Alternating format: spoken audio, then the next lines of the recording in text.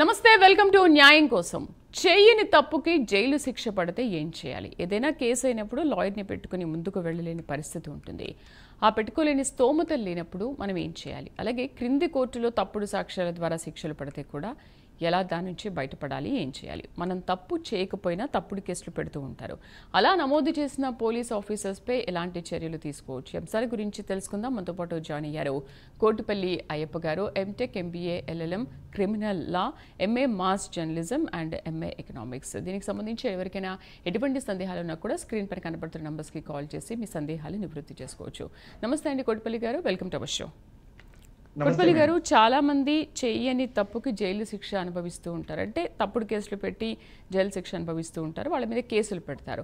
So అలాంటప్పుడు ఏంటి, దాని నుంచి ఎలా బయటపడాలి, ఏం చేస్తే మనం బయటకు వస్తాం? మనం ఎఫ్ఐఆర్ స్టేజ్ లోనే ఇమీడియట్ గా మన హైకోర్టుని ఆశ్రయించాలండి.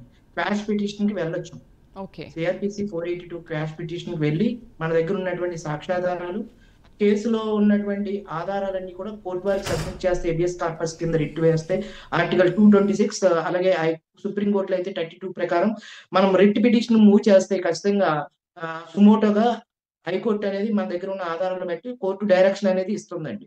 ఆ డైరెక్షన్ ప్రకారం మళ్ళీ ఎంక్వైరీ చేయొచ్చు. అదే కాకుండా మన మీద ఎవరైనా తప్పుడు కేసులు పెట్టినప్పుడు అది మానవ హక్కుల కమిషన్ కూడా మనం ఆశ్రయించవచ్చు. మన మీద ఎటువంటి అభియోగాలతోటి కేసులు నమోదు జరిగినాయి అనేవి మానవ హక్కుల కమిషన్ ద్వారా కూడా మనం న్యాయం పొందొచ్చు. అయితే క్రింది కోర్టులో శిక్షలు పడితే కూడా అసలు ఎంత కాలంలో అప్పీల్ చేసుకోవాలి, దాని నుంచి ఎలా బయటపడాలంటారు? అంటే 6 నెలల లోపల మనం అప్పీల్ అనేది చేసుకోవాలండి. ఇమీడియట్ గా 6 నెలల లోపల జిల్లా కోర్టు న్యాయస్థానాన్ని మనం ఆశ్రయించవచ్చు. అదే కింద కోర్టులో పడితే జిల్లా న్యాయస్థానాన్ని ఆశ్రయించి దానికి కౌంటర్ దాఖలు చేసుకుని మన దగ్గర ఉన్నటువంటి ఆధారాలు, సాక్ష్యాలు అవసరమైతే మళ్ళీ కేసుని రీ ఎగ్జామినేషన్ చేయమని చెప్పి ప్రతి సాక్షిని కూడా రీ ఎగ్జామిన్ చేయాలి. అలాగే కేసుని మళ్ళీ పూర్తి స్థాయిలో మళ్ళీ ఇన్వెస్టిగేషన్ చేసి పోలీసు అధికారులకి మాకు న్యాయం చేయమని చెప్పి కూడా మన హైకోర్టులో కూడా రిట్ వేయొచ్చు. ఇలా తప్పుడు సాక్ష్యాలు, తప్పుడు సాక్ష్యాధారాల వల్ల శిక్ష పడ్డదని మనం హైకోర్టులో కూడా ప్రూవ్ చేయొచ్చు అన్నమాట. రైట్ సార్, ఫస్ట్ కాల్ చూద్దాం. కడప నుంచి సుబ్బారాయుడు లైన్ లో ఉన్నారు. హలో. నమస్తే అమ్మా. నమస్తే సార్. నమస్తే అండి, చెప్పండి మీ సమస్య ఏంటో. అమ్మా నేను సార్తో మేము డైరెక్ట్ మీతో మాట్లాడండి. అమ్మా 1961లో మా మామగారు ఒక మాదిగిన్నాం అనే ఒక 80 సెంట్లు జాగా ఉన్నారమ్మా. 61లో. ఓకే ఓకే అండి. తర్వాత 63లో అది మా అత్తగారికి రాయించారమ్మా. రాయిస్తూ తనున్న ఇంటిని ఈ భూమిని కలిపి రిజిస్టర్ చేశాడమ్మా. ఓకే. అదే అది తర్వాత 89లో మా అత్తగారు మాకు అదే రిజిస్టర్ యాజ్ ఇట్ ఈస్ గా మాకు రిజిస్టర్ చేసింది. ఓకే. ఆ రిజిస్టర్ చేసిన తర్వాత మా భార్య దయాదులు వచ్చి మాకు ఈడుంది, ఆడుంది, ఇంతుంది అంటే నేను కోర్టుకు వేస్తాను సార్. 2014లో కోర్టుకు వేస్తే అది మాకు అనుకూలంగా 80 సెంట్లు మాత్రమే తీర్పిస్తూ కోర్టు అనుకూలంగా ఇచ్చింది. ఇల్లు ఇవ్వలే. ఆ ఇల్లుల కోసం మళ్ళీ నేను జిల్లా కోర్టుకు అప్పీల్ చేస్తే ఆ కోర్టు కూడా కింది కోర్టునే సమర్థించు 80 సెంట్లు మాత్రమే మాకు హక్కుదారులమని చెప్తూ ఇల్లు ఇవ్వలేదు సార్. ఇప్పుడు ఆ ఇల్లు సంపాదించుకోవాలంటే మేమేం చేయాలా? మీకు 80 సెంట్లు కావాలండి? ఏం సార్? మీరు మీ భార్య పేరుని మీ అత్తయ్య గారు 1989లో రాశారని చెప్తున్నారు. నా భార్య పేరుతో నా పేరుతో ఇద్దరు పేరుతో కోర్టులో 2 సార్లు గెలిచాం. గెలిచడంలో 80 సెంట్లు మాత్రమే మాకు మాకు ఇస్తూ కోర్టు తీర్పు చెప్పింది. ఆ 80 ఏళ్ళు సంసారం చేసిన ఇంటిని మాత్రం మాకు ఇవ్వాల, ఎవరికి ఇవ్వాలి. మీ మావయ్య గారు 1961లో ఆయన కొనుక్కున్నారు. ఆయన స్వాధీతం కాబట్టి మీ అత్తయ్య గారికి రాశారండి. రాయలేదు, అది తెలపలేదంట. ఆయనకి ఇల్లు ఎట్టొచ్చింది తెలపలేదు, అందువల్ల మీకు ఎవరికి ఇవ్వలేమని కోర్టు పెట్టేసింది ఆ ఇంటిని. ఓకే అండి. ఇప్పుడు ఆ ఇంటి కలిపి 89లో రాశారు కాబట్టి ఆయన ఎవరికి కూడా రాయలేదు కాబట్టి అండి, అది దాన్ని కలిపి మీకు రిజిస్ట్రేషన్ చేశారు. అది హక్కు అనేది అందరికీ ఉంటుంది కదండి. మరి సార్ మీరు విజయవాడగా హైదరాబాద్కా? ఇప్పుడు మేము ఆంధ్రలో ఉన్నాం కదా. నేను మిమ్మల్ని కలసాలా, ఏదన్నా అవసరం అయితే మీ కాడికి రావాలంటే విజయవాడకు రావాలా, హైదరాబాద్ రావాలా సార్? విజయవాడకి అండి. Right, thank you sir. Okay, next call చూద్దాం. భీమవరం నుంచి పురుషోత్తం లైన్ లో ఉన్నారు. హలో. హలో, చెప్పండి అమ్మా. పురుషోత్తం గారు, మీ సమస్య ఏంటి? మా సమస్య మేము భీమవరంలో మా బ్యాంక్ కాలనీలో ఎమ్మెల్యే గారి ఇంటి దగ్గరలోనండి. మా స్థలం ఉందండి. హలో, చెప్పండి. అది స్థలం ఉందండి. అది మా సరిహద్దుదారుడు అమ్మమ్మని అడిగాడండి. అమ్మ లేదని ఉద్దేశంతో మమ్మల్ని రకంగా ఇబ్బందులు పెడుతున్నాడండి. సదరు విషయం 2 సార్లు ఎస్పీ గారికి ఫిర్యాదు చేసామండి, 2 సార్లు కలెక్టర్ గారికి ఫిర్యాదు చేసాము. అయినా న్యాయం జరగలేదు సార్. వాళ్ళకి మా పక్కన సరిహద్దులో సైట్ ఉందండి. మా స్థలాన్ని అమ్మని అడుగుతున్నారండి. అమ్మలేదని అప్పటి నుంచి వాళ్ళు బాగా డబ్బున్న వాళ్ళు అండి. వాళ్ళ ఇన్ఫ్లుయెన్స్ పోలీసు వారి దాకా మమ్మల్ని ఇబ్బంది పెడుతున్నారండి. ఓకే అండి. మీరు రిజిస్టర్ పోస్ట్ చేశారు కదా ఎస్ఐ గారికి, సిఐ గారికి, డిఎస్పీ గారికి, ఎస్పీ గారికి. ఆ రిజిస్టర్ పోస్ట్ చేసినటువంటి అక్నాలజ్మెంట్లు అన్నిటితో పాటు మీరు ప్రైవేట్ కంప్లైంట్ ని మ్యాజిస్ట్రేట్ కోర్టులో వేసుకోవాలండి. ప్రైవేట్ కంప్లైంట్ వేసి మీరు సాక్షులు ఎవరైనా ఉంటే ఆ సాక్ష్యాలు మీరు ప్రొడ్యూస్ చేస్తే వాళ్ళ మీద ప్రైవేట్ కేసు కడతారు. అక్కడికి మీకు న్యాయం జరగకపోతే మీరు హైకోర్టులో మీరు హెబియస్ కార్పస్ రిట్ కింద హైకోర్టులో సెరిసరీ కింద కానీ మీరు ఉన్నటువంటి ప్రాబ్లం ప్రకారం మీరు రిట్ వేసుకోవాలండి. మీరు హైకోర్టు న్యాయమూర్తిని న్యాయవాదిని ఎవరైనా ఆశ్రయించి రిట్ వేసుకుంటే ఖచ్చితంగా మీరు ప్రొటెక్షన్ పిటిషన్ వేసుకోండి. మీకు ప్రొటెక్షన్ కావాలి, రక్షణ కావాలండి. అలాగే national human rights commission, state human rights commission కూడా మీకు ఫిర్యాదు చేయొచ్చు. సంబంధిత అధికారులు కూడా మీకు న్యాయం చేయట్లేదండి. రైట్, నెక్స్ట్ కాల్ చేద్దాం. ఖడ్కేసర్ నుంచి సురేష్ లైన్ లో ఉన్నారు. హలో సురేష్ గారు, మాట్లాడండి. నమస్తే సార్. నమస్తే అండి సార్. ఒక ల్యాండ్ కేసులో మా పెద్ద అమ్మ కొడుకులతోటి తెల్ల కాగితం మీద రాపించుకున్నాం సార్. సంతకాలు పెట్టి తెల్ల కాగితం మీద 10 ఏళ్ల కింద రాపించుకున్నాం. ఇది నేనే చూసుకుంటా అంతా నాని నాకు రాసిచ్చారు సార్. సార్ అయితే తెల్ల కాగితం మీద వేసి సార్ చెప్పండి సార్. అదే మీరు రాయించుకున్నారు. మీరు యాక్చువల్ గా మన కోర్టు ఏంటంటే వితిన్ 3 years లోపల మీరు ఆ తెల్లకాగితం మీద రాయించుకున్నా కానీ వితిన్ 3 years లోపల దానికి స్వాధీనం కావాలనో దానికి మీకు హక్కులు కావాలని చెప్పి మీరు కోర్టుకు వెళ్ళాలండి. కాదు, డేట్ గిట్ ఏమీ లేదు. కాకపోతే లైన్ కేసు నడుస్తుంటే నేనే నడిపిస్తున్నా మొత్తము. రేపటికల్లా మన హుషారు చేయగల అని నేను అంటున్నాను సార్. పదం సార్ మళ్ళీ ఏమైనా హుషారు చేస్తారు అట్లా. అర్థం కాలేదు సార్, ఏంటండి? ఇప్పుడు తెల్ల కాగితం మీద మా పాలు ఏం చేసారు అంటే, నువ్వు చూసుకో ల్యాండ్ కేసు మొత్తం నువ్వు చూసుకో, మాకేమైనా ఇచ్చి లేకుంటే లేదని లాస్ట్ కు అని చెప్పి గెలిచినాం కానీ అన్నని రాసిచ్చి తెల్ల కాగితం మీద నాకు అప్పుడు 10 ఏళ్ల కింద రాసిచ్చిన తర్వాత ఇప్పుడు నేను కోర్టు కేసు హైకోర్టులో వేసి పెండింగ్ ఉన్నది. అది హైకోర్టులో ఇప్పుడు ఏమన్నా హుషారు చేస్తే ఏమన్నా ఇది కాగితం నడుస్తుందా లేకుంటే ఎట్లా ఉంటుందా అని అడుగుతున్నా సార్ నేను. అంటే ఒక కోర్టులో పెండింగ్ ఉన్నది కాబట్టి కోర్టు జడ్జిమెంట్ వచ్చే వరకు మీరు వెయిట్ చూడాలండి. సార్ మరి ఇప్పుడు వీళ్ళు ఏమన్నా హుషారు చేస్తే ఏమన్నా ఈ పేపర్ షో చేయొచ్చా సార్ ఏమన్నా లేకుంటే ఎట్లా అంటారండి? నడుస్తుందా? పెండింగ్ లో ఉన్నప్పుడు ఎటువంటి పేపర్లు ఇష్యూ చేయడానికి లేదు కదండి. కోర్టు ఆర్డర్ పెండింగ్ లో ఉన్నదని చెప్పి సబ్ రిజిస్టర్ ఆఫీస్ లో కూడా మీరు కంప్లైంట్ పెట్టచ్చు. నా సర్వే నెంబర్ మీద మీరు ఏం చేయకండి అని కోర్టులో పెండింగ్. అదే సార్, ఇది నడుస్తుంది కదా, ఇది పేపర్ అయితే నడుస్తుంది కదా సార్, తెల్ల పేపర్ నడుస్తుంది.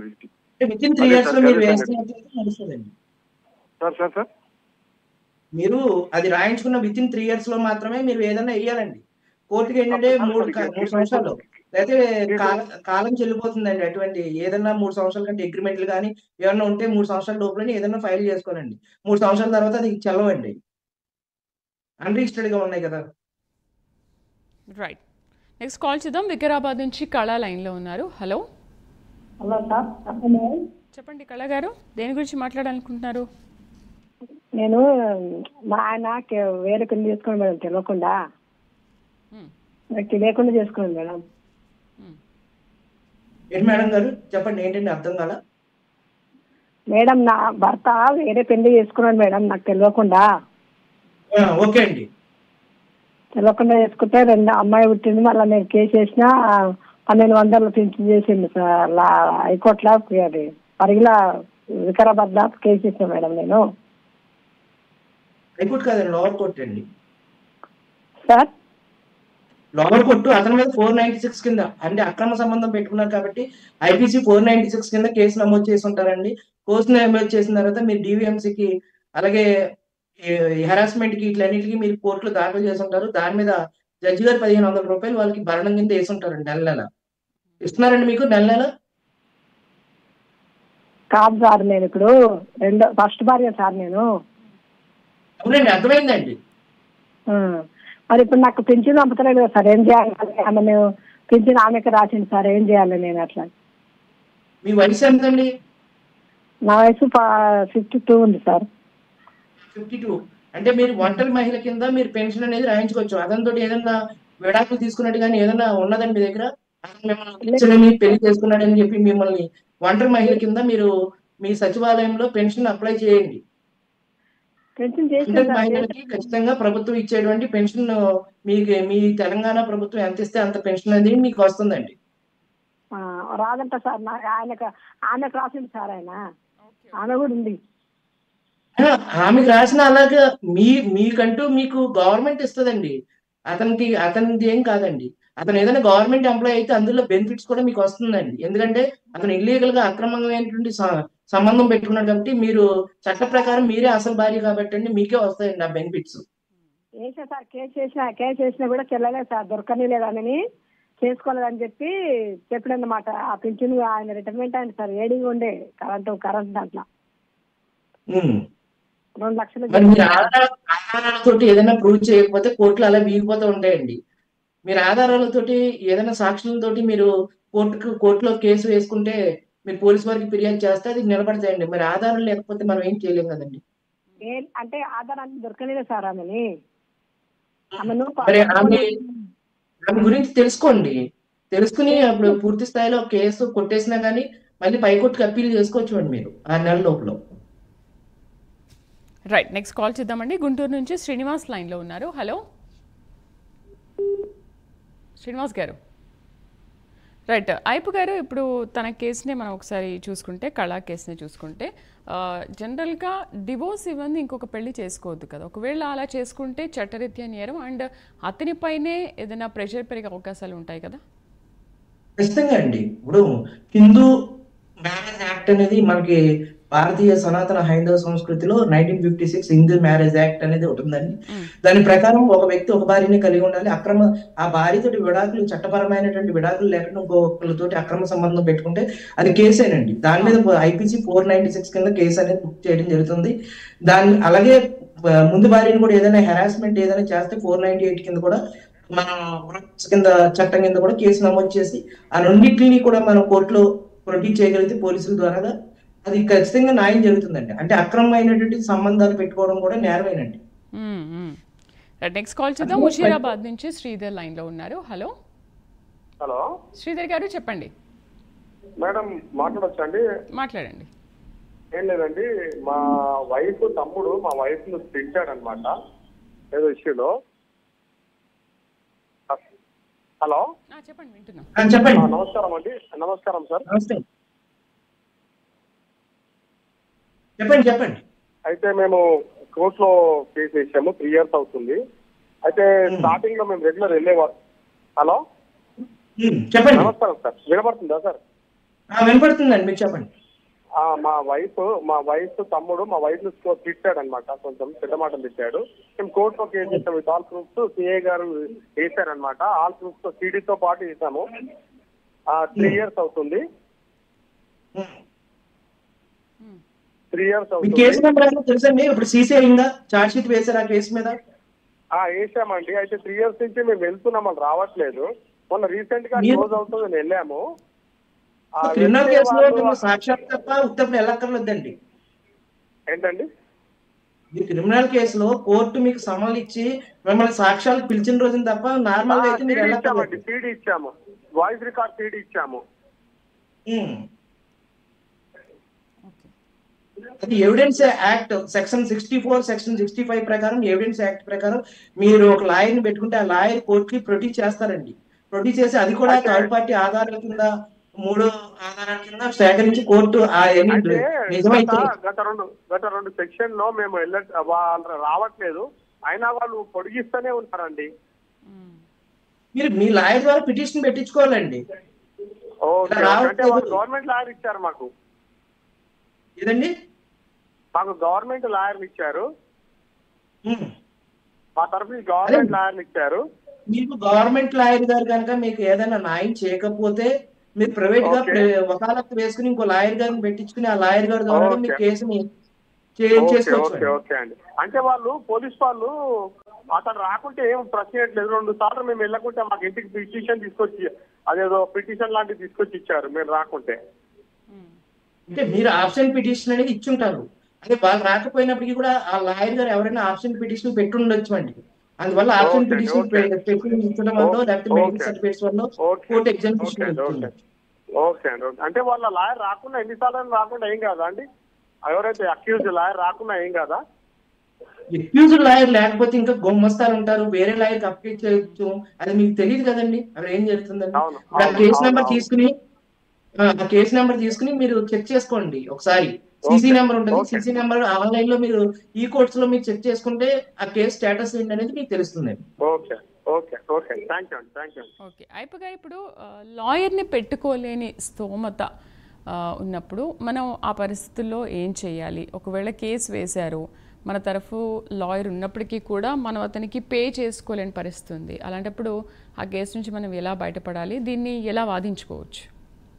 ప్రభుత్వమే అండి ఎవరైనా ఆర్థిక స్తోమత ప్రకారం వాళ్ళు ఏదైనా నేరాల్లో విరుక్కున్నట్లయితే ముద్దాయిల తరఫున కూడా ప్రభుత్వం న్యాయ సలహాలని అందించడానికి ఒక లీగల్ హెయిర్ అనేది ఒకటి ఉంటుందండి. ప్రతి కోర్టులో కూడా న్యాయవాదుల్ని వాళ్ళే పెడతారండి, ప్రభుత్వం అయితే పెడుతుంది. జడ్జి గారు అడుగుతారు మీరు లాయర్ని పెట్టుకుని స్తోమత ఉందా లేదా అని. ఇన్ కేసు మనం లాయర్ని పెట్టుకోలేకపోతే మన తరఫున ఇంకొక ప్రభుత్వం అలాట్ చేసినటువంటి ఒక లాయర్ని పెట్టి అది వాదోపవాదాలు జరిపిస్తూ ఉంటుందండి. అయితే క్రింది కోర్టుల్లో తప్పుడు సాక్ష్యాల ద్వారా శిక్షలు పడితే అప్పుడు మనం ఏం చేయాలి? మనం ఇమ్మీడియట్ గా ఏదైనా శిక్ష పడుతుంది అని మనకు తెలిసినప్పుడే ఇమ్మీడియట్ గా మనం హైకోర్టు ద్వారా స్టే ఆర్డర్ తీసుకోవచ్చు. దాన్ని స్టే ఆర్డర్ తీసుకుని మళ్ళీ దాన్ని పునర్విచారణ చేయాలి. కేసు అంతా పోలీసు వారి ఇన్వెస్టిగేషన్ లో ఇలా రాంగ్ చేశారు, ఇలా తప్పుడు సాక్ష్యాలు ప్రొడ్యూస్ చేశారని చెప్పి మన హైకోర్టుని ఆశ్రయించి ఓ రిట్ పిటిషన్ వేసుకున్నట్లయితే ఖచ్చితంగా అది కేసు రీఓపెనింగ్ జరుగుతుందండి. ఇప్పుడు మనం చూస్తూ ఉన్నాం జగన్మోహన్ రెడ్డి గారి యొక్క చిన్నాన్న గారు ఎవరైతే కేసు ఏదైతే ఉందో లోపల ఉన్నటువంటి ఆనాడు పోలీసు వ్యవస్థ సరైన ఇన్వెస్టిగేషన్ చేయలేదు, కేసులో సరిగ్గా పురోగతి సాధించలేదని చెప్పి దాన్ని సిబిఐకి అప్పగించాలని సుప్రీంకోర్టు వరకు కూడా వెళ్ళటం కూడా జరిగిందండి. రైట్, నెక్స్ట్ కాల్ చేద్దాం. గుంటూరు నుంచి భాషా లైన్లో ఉన్నారు. హలో చెప్పండి భాషా గారు, మీ సమస్య ఏంటి? దేని గురించి మాట్లాడదాం అనుకుంటున్నారు? సమస్య అంటే మేము ఒక పిటిషన్ వేయాలనుకుంటున్నాం మేడం సుప్రీంకోర్టులో ఒక పిటిషన్ వేయాలి మేడం. ఎటువంటి కేసుల్లో మీరు పిటిషన్ వేయాలనుకుంటున్నారు? ఈ వీధి కుక్కల గురించి మరి వాటి గురించి ఇట్లా కేసేసి చంపొద్దు చెయ్యొద్దు అని చెప్పి పెట్టారు కదా సార్. దేనికోసం అండి అది? వీధి కుక్కలు సార్. వీధి కుక్కలు. ఓకే అండి. ఇప్పుడు వీధి కుక్కలను చంపొద్దు చెయ్యొద్దు అని కొడితే ఎవరైనా కొట్టినా చంపినా జైల్లో వేసి శిక్ష వేస్తున్నారు కదా సార్ స్టేషన్ లో పెట్టి. అవునండి, వన్యప్రాణి సంరక్షణ చట్టం 1972 ప్రకారం ఏదైనా సరే మూగజీవాల మీద హింసాత్మకమైనటువంటి చేస్తే అది శిక్ష అండి. మరి మీరు వెళ్ళి ఏం చేయాలి? మున్సిపాలిటీ అధికారులకి, పంచాయతీ అధికారులకి మీకు వాటి వల్ల కలుగుతున్న నష్టాన్ని మీరు అధికారులకు ఫిర్యాదు చేయాలండి. ఆ ఫిర్యాదు అధికారులు పట్టించుకోకపోతే కలెక్టర్ దాకా తీసుకుని వెళ్ళాలి. అధికారులు ఎవరు పట్టించుకోవట్లేదు కదా సార్. ఇప్పుడు కుక్కను కొడితే జైల్లో వేసే మనుషుల మీద మరి పిల్లల్ని వీటిని చచ్చిపోతున్నారు కదా కుక్కలు కరిచి. అది మరి కేసు వేయడానికి అవకాశం ఉండిద్దా సార్? ఖచ్చితంగా ఉంటుందండి. మీరు కేసు ఎవరి మీద వేయాలి? కుక్కల మీద కాదండి. మీరు సంబంధిత అధికారులకి, పంచాయతీ అధికారులకి, మున్సిపాలిటీ అధికారులకి మీరు ఫిర్యాదు ఇచ్చినప్పటికీ కూడా వారు స్పందించి తక్షణమే మిమ్మల్ని సంరక్షించే చర్యలు చేపట్టకపోతే, దాని తర్వాత కలెక్టర్ గారికి ఫిర్యాదు చేసిన మీరు స్పందించకపోతే ఈ 2 ఫిర్యాదుల్ని ఆధారం చేసుకుని మీరు కోర్టులో వేయొచ్చు అండి. ఇప్పుడు మామూలుగా ఇప్పుడు పిటిషన్ అనేది ఏంటంటే ఇప్పుడు అమలా కదా దీని అందరి మీద హెడ్ కదా సార్. ఇప్పుడు అమలా గారు తీసుకొచ్చింది వేరండి. ఇప్పుడు యాక్చువల్గా ఏంటంటే ప్రతిదానికి కొన్ని చట్టాలు ఉంటాయండి. ఇప్పుడు మేడం ఆవిడ తీసుకొచ్చింది ఏంటి? నిర్దాక్షిణంగా ఏమీ తెలియనటువంటి కొన్ని వాటిని చంపేస్తున్నారు అని చెప్పి తీసుకొచ్చింది. ఏదైనా మనం చట్టాలకు లోబడి మాత్రమే ఏ పనైనా చేయాలండి. అలాగని ప్రజల యొక్క ప్రాణాలకి విఘాతం కలిగిస్తే ఖచ్చితంగా చట్టాలు కూడా దానికి కూడా చట్టాలు ఉన్నాయండి. మీరు ఖచ్చితంగా ఏ అధికారులు అయితే మీకు స్పందించకుండా మీకు కలిగేటువంటి ఇబ్బందుల్ని తీర్చకుండా ఉన్నారో ఆ అధికారుల మీద సెర్షియరీ మాండమస్ అని చెప్పి మీరు పిటిషన్ వేయగలిగితే, హైకోర్టులో రిట్ పిటిషన్ వేయగలిగితే ఖచ్చితంగా, లేదు అంటే ప్రజా ప్రయోజనాల వాద్యం పిల్లి కింద మీరు వేయగలిగితే అది ఖచ్చితంగా కోర్టు సుమోటోగా స్వీకరించవచ్చు అండి. అంటే దీనికి ఖర్చు అది ఎంత ఇది సుమారుగా? అంటే ఖర్చు అనేది మనం ఈ ఫోన్ ఇలా మీడియా పూర్వకంగా మనం ఏం చెప్పలేమండి. మీకు గుంటూరులో సంబంధించినటువంటి హైకోర్టు లాయర్లు ఎవరైనా సంప్రదిస్తే వాళ్ళు సంప్రదించిన దాని ప్రకారం మీరు ముందుకు వెళ్ళొచ్చు అండి. అవునులేండి సార్. రైట్. ఇవాళ చేయని తప్పుకి జైలు శిక్ష పడితే ఏం చేయాలి, అలాగే లాయర్ని పెట్టుకోలేని స్తోమత లేనప్పుడు ఎటువంటి పరిష్కార మార్గాలు వెతుక్కోవాలనే అంశాల గురించి అండ్ ఇవాళ మా కాలర్స్ అడిగిన చాలా చక్కటి అంశాలపైన చక్కటి పరిష్కార మార్గాలు చూపించారు కుటుంబ అయ్యప్ప గారు. థ్యాంక్ యూ అండి. Thank you very much. ఇది వాళ్ళ న్యాయం కోసం వచ్చే వారం న్యాయం కోసంలో మళ్ళీ కలుద్దాం. నమస్తే.